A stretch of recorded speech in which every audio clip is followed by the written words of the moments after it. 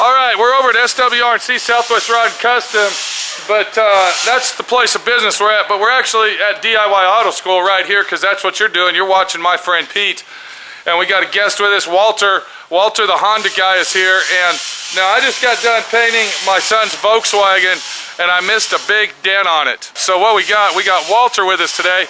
He's going to show us how to do some paintless dent repair on your brand new paint job on your classic car. Let's talk to Walter and see what he's got.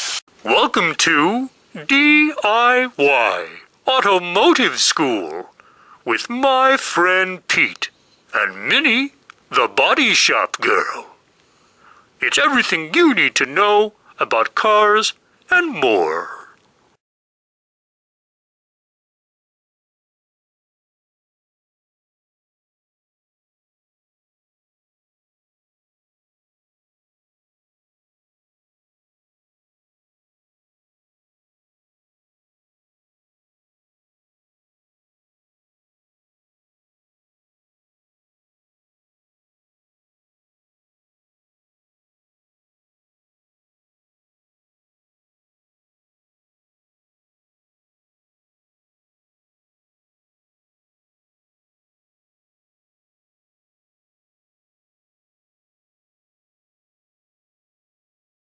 If you look right there, you can see the dent is right here. So that's a pretty big dent that I missed. I can't believe that I did it. I didn't even see that dent until after I painted it, Walter. Has that ever happened to you before? Oh yeah. So what do you got here? What kind of tool is that? This is just a snap-on. Snap-on? I think it's more of a pry bar, this one. So that's basically just your average old pry bar that you bought at Snap-on, a T-handle pry bar. Right, and then this is some Gorilla Glue duct tape. It's real thick duct tape. So you're putting tape on that. Yeah, just to make it a little bit softer so it doesn't leave a high spot. Let me ask you a question. When you're doing this on a fresh paint job, what do you got to watch out for? Got to make sure that the paint is cured good enough where it you just want to make sure that the paint, find out, like these old cars, sometimes they got lacquer paint underneath it. You got to make sure that there's nothing brittle underneath or it'll crack. So if you scuff and paint your car, you better make sure it doesn't pop off first. Right. But since we stripped this one down to bare metal and everything's fresh from the primer up, we're going to be okay. Yeah, you should be good. And it looks like it's coming out, Walter. Oh yeah. Basically what Walter's saying is find yourself a pry bar of any type, sort, or kind that would work for a situation that you're in, and then wrap some duct tape around the end, and then find a good pry spot. Now if you notice, he did put some yellow tape down on the bottom where he's prying on the opening, and the reason that he did that is so he doesn't chip the paint on the inside of the door area. Now is the T-handle pry bar better to use on this than just a regular pry bar, and why, Walter? Why would you use the T-handle? Because you can twist it. Like if you have a dent that you want to get it on the side, you can just push up on it that way. Twist it and because a lot of times massage it. You can't necessarily get the rod in, like this one here. This one's for doing up inside a panel where there's like a reinforcement. Now that's an actual paintless dent repair like tool. that, and then you can work the spot. Yeah. And get it. Okay. So if the glass is in it, you still could have popped this out probably. Yeah, you got to put like you could take some polyurethane, you know, like plexiglass, right, and stick it over inside, or so stick it on top of something, the glass. something to keep from putting pressure on that. Because if you put any pressure on that glass and you tweak it, yeah. You can see the tool in there working it, and you just want to put little teeny high spots. You don't want to. You don't want to push it all at once. You want to do a little just a little bit at a time, and then change the angle where you're looking at it and see it. Look for low spots. Watch the light. Use the light to watch the dent. Now, have you done this before on a classic car like this with this thick metal? Yeah, this actually is easier to work with than some of the newer stuff. Right. So the old school is better to work with than the new school because the old metal doesn't create a lot of little nipples, you might say. Little dents, high spots, right? Right. And it looks like Walter's almost got that dent completely out of the car. If you watch real close, you can see how he's pushing up. You can actually see the tool moving in the area. I don't know if you can see that, but as I'm looking at it, I can see the tool actually pushing the body up right where the crease was. So basically all it is a nice, good, firm pry bar.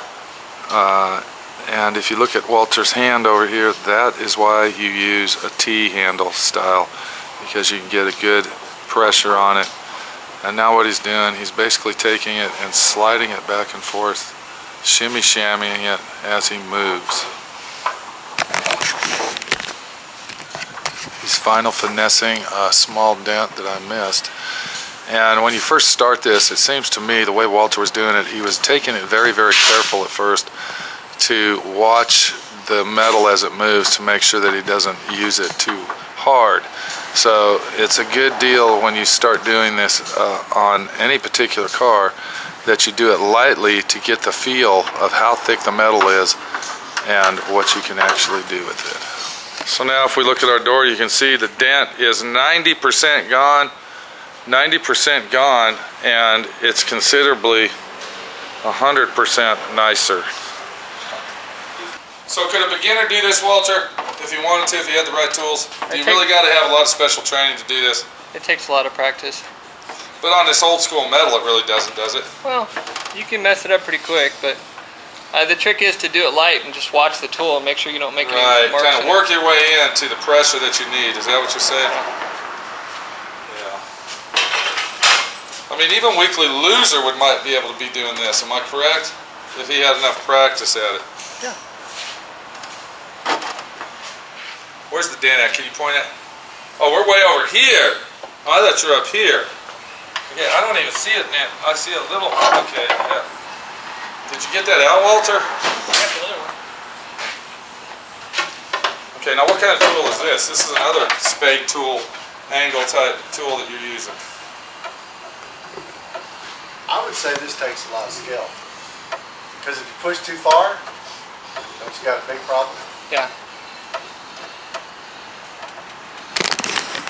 If we look up inside there, you can see the tool actually in process, the way that Walter is prying it and finessing the small dent out with the special tool that he has.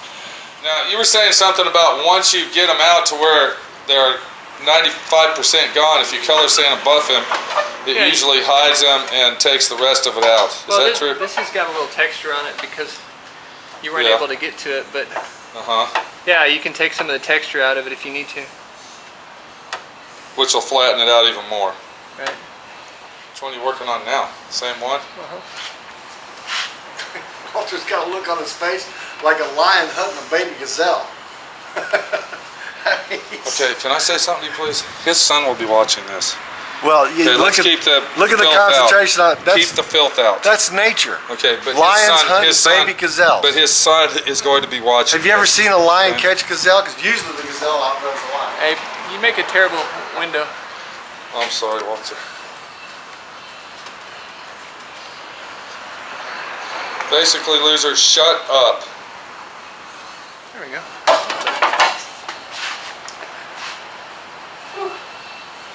Get the sharper one.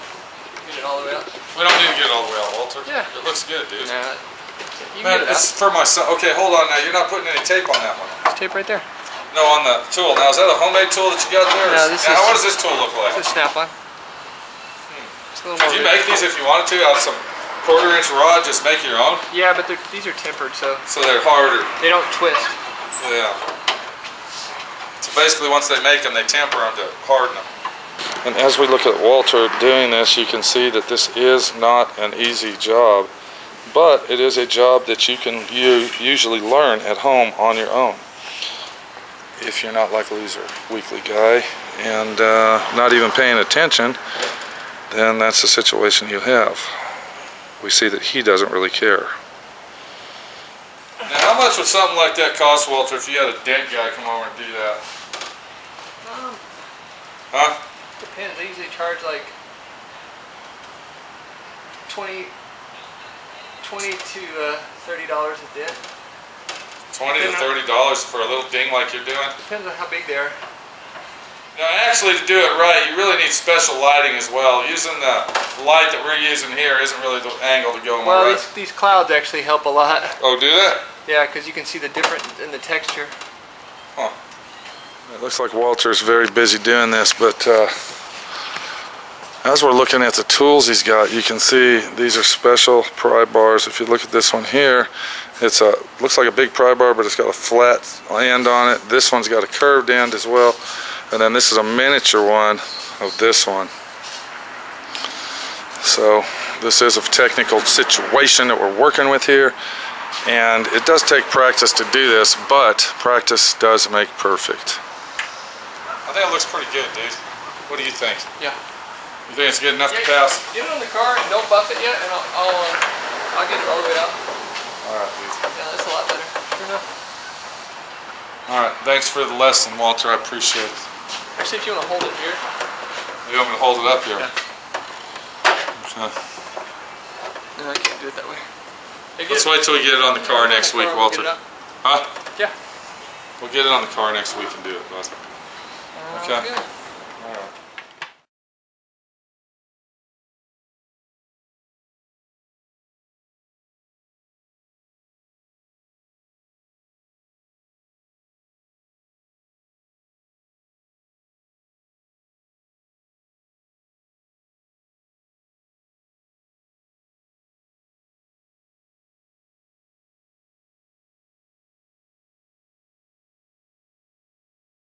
Thanks for watching D.I.Y. Automotive School.